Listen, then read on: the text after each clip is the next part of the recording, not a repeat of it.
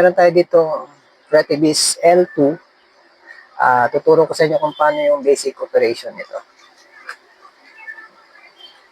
So, ito yung kanyang PTT function. Yan, PTT function. PTT pag-press. Yan, transmit. Then, ito yung kanyang POC antenna. Ito yung analog antenna. Then, ito yung mic speaker input. Yan.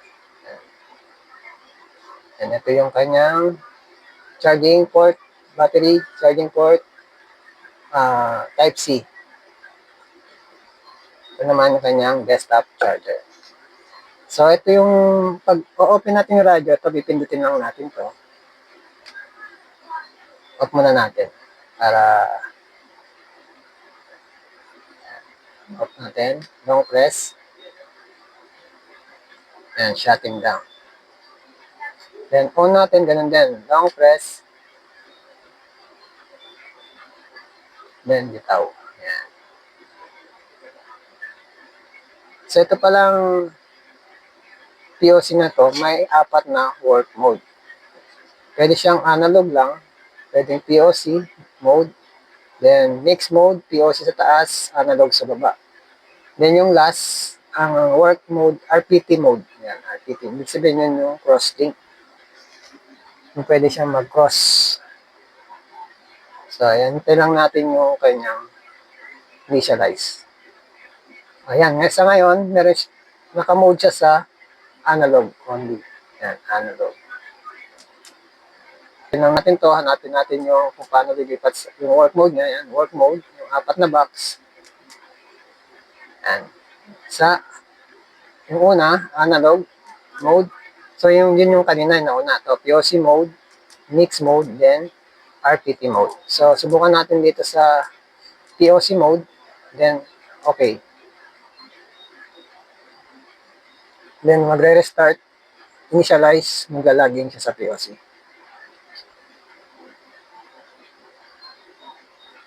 Ayan, galing siya sa POC.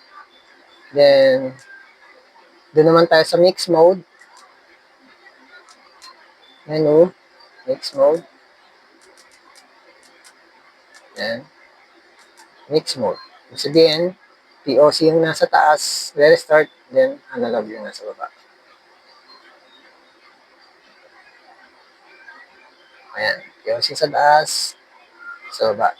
Then, yung plus, yung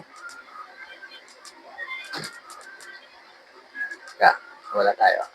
Tayo sa last work mode, yun yung RPT mode. Yung RPT mode yun yung cross-link. Pag nag-receive yung POC, magta-transmit yung analog dito, papunta sa analog user. Then pag nag-transmit naman ng analog user, marireceive nito, re-transmit niya sa POC. So mag-uusap yung analog tsaka POC. So turo ko naman sa inyo kung paano yung sa analog magpo-program ng analog radio. Program analog radio, punta lang tayo muna dito sa analog mode. So yung itong analog mode, meron siyang default program na 16 channel. Up and down lang. Ito yung up and down. Yan. Yung BFO, ito nga pala. Ito. Pinutin natin yung BFO mode. BFO. So type lang natin yung, stay, alam na natin yung frequency, type lang natin dyan. Then menu, setup, analog, yan. Yan to, dual monitor. Ibig sabihin, pwedeng dalawa. Naka-analog siya pero dalawa siya. Susubukan natin tong analog. Dual monitor. On natin. Yan. On. Yan. Pwedeng UHF sa taas, VHF sa baba. Yan. Gusto natin memory to. Yan. Pwede naka-memory yung isa naka-BFO. Paglipat ng arrow, kasi kung nasa yung arrow, doon siya magta-transmit. Paglipat, ito lang. Ito ang lock sign. So, balik natin sa dati. Ito, tanggalin lang natin sa dual monitor.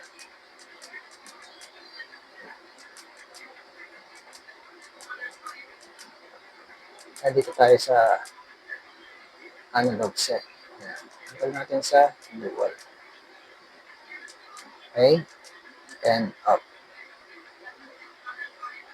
Yan. Sa BF po natin. Yan. Type lang natin frequency. Let's say 1, 5, okay. Type natin. 1, 5. Yan, 5, 3, 5. Natin. 1, 3, 6 na lang. Basta, kung alam niyo yung frequency, set nyo na lang. Then, okay. Then, menu. Set up.